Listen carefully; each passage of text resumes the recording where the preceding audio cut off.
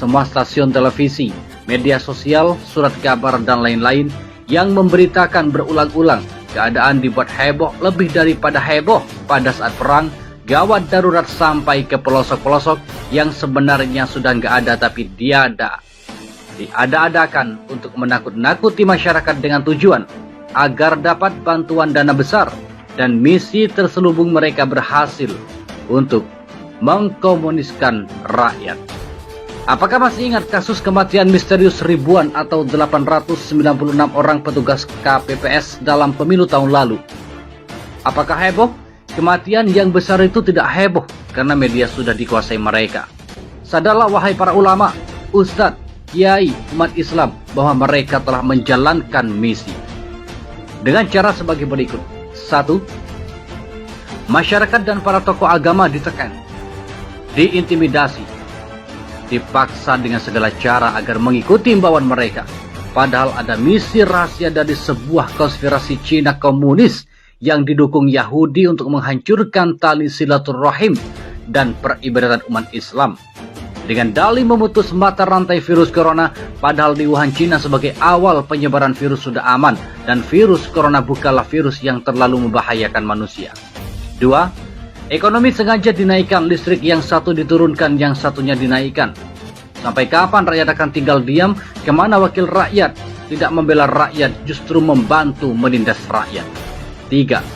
Bahan sembako melonjak dengan alasan tidak ada barang masuk sebab pelabuhan ditutup.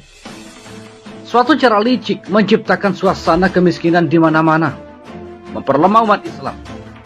Karena umat Islam Indonesia yang terbanyak di dunia. Jika umat Islam Indonesia miskin tidak berdaya, maka mereka beranggapan tidak akan ada yang berani jihad lagi. 4. Masjid-masjid diperintahkan ditutup, tidak boleh mengadakan sholat Jumat, dan tabligh akbar ditiadakan. Syiar-syiar Islam dibatalkan, lagi-lagi alasannya nggak masuk akal, khawatir menularkan virus. Padahal mereka tahu kekuatan umat dari masjid, pondok pesantren, madrasah, pengajian, dan majelis ta'lim. 5. Suara azan ditiadakan dan dilarang, sebelumnya sudah mereka lakukan, tapi belum berhasil, sekarang mereka paksa dengan alasan virus corona. Padahal justru di negara Eropa sudah pada sadar bahwa azan justru dapat menghentikan perkembangan virus corona. Perjuangan komunis mereka ternyata tidak berhenti walaupun secara legalitas keberadaannya terlarang. Mereka berjuang untuk memasukkan ide-ide komunisme ke berbagai ormas dan parpol, hingga akhirnya mereka berhasil memasukkan ide-ide komunisme ini ke dalam berbagai kebijakan publik di negeri ini. Celutukan Ketua BPIP bukanlah suatu kebetulan. Ketika ia mengatakan bahwa agama adalah musuh terbesar Pancasila, adalah bukti nyata pengaruh ide komunisme. Karena tidak ada kebencian yang luar biasa terhadap semua agama kecuali dari orang-orang komunis ateis. Ini adalah fakta nyata pengaruh komunisme dalam instansi-instansi pemerintah. 6. Setiap ulama-ulama akan dites dengan suntikan untuk mengetahui positif apa negatif. Sangat gak masuk akal, harus ditentang dan dilawan. Bisa jadi suntikan itu justru untuk menghabisi ulama dengan dalih pemeriksaan. Apakah ulama terindikasi virus corona? Waspadalah. Kenapa tidak presiden atau wakil presiden saja yang dites? Atau para menteri dan wakil rakyat yang dites terlebih dahulu? Kenapa jadi ulama yang selalu bersih karena sering berwudu? Aneh kan? 7. Jika ada yang keluar di area zona merah di penjara 4 tahun, sedangkan yang di dalam penjara bertahun-tahun, bahkan bandar narkoba, bandar korupsi, begal, pencuri dibebaskan. Akal sehat yang mana dapat menerimanya? Apakah penjara sengaja dikosongkan untuk menampung para ustadz dan ulama yang berani melawan pemerintah? 8. Pribumi dilarang beraktivitas, berniaga, dan keluar rumah, sedangkan yang digaji pemerintah mereka tertawa di atas penderitaan saudaranya atau strategi agar jatuh ekonomi. Dan 9. Mendekati Ramadan, antara fatwa MUI dan Kemenak pusat beda peraturan, tidak sama. Inilah cara adu domba antara pakar ilmu dengan yang lainnya.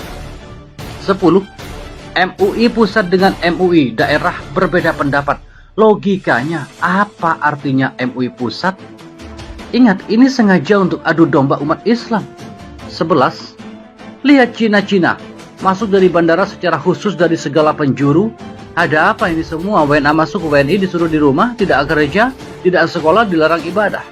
12. Peraturan memaksa dan ada muatan bisnis memeras rakyat.